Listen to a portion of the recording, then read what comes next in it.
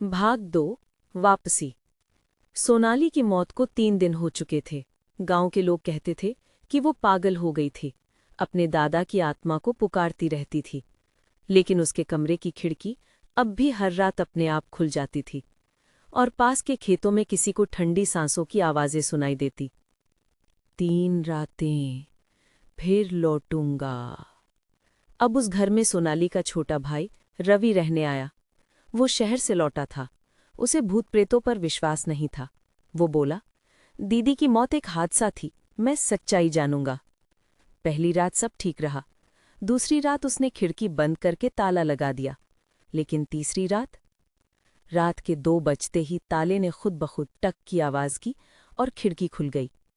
बाहर घना कोहरा था और उसी धुंध में एक परिचित परछाई खड़ी थी। लंबा झुकता शरीर, काले गड्ढों जैसी आंखें और टूटी हुई मुस्कान। वो आवाज आई, मैं कहा था 3 रातें बाद लौटूंगा। रवि कांप गया। उसने टॉर्च उठाई, लेकिन टॉर्च की रोशनी जैसे उस परछाई को खाने लगी, वो और पास आने लगी। अचानक दीवार पर सोनाली की तस्वीर से खून की बूंदें बहने लगी। फिर दीवार पर लिखे शब्द अपने आप उभर आए, तीसरी आत्मा की बारी। रवि को समझ नहीं आया, तीसरी आत्मा कौन? तभी पीछे से एक ठंडी हथेली ने उसका कंधा पकड़ा। उसने पलट कर देखा, सोनाली खड़ी थी, चेहरा पीला, आंखें काली, होंठ नीले। वो मुस्कुरा रही थी। रवि, तू भी वादा भूल गया? और उसी पल खिड़की के बाहर वो बूढ़ा दादा जोर से चिल्लाया, अब परिवार पूरा हुआ।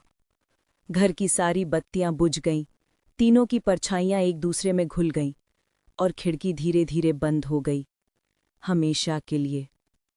अब उस घर को लोग खिड़की वाला शापित घर कहते हैं।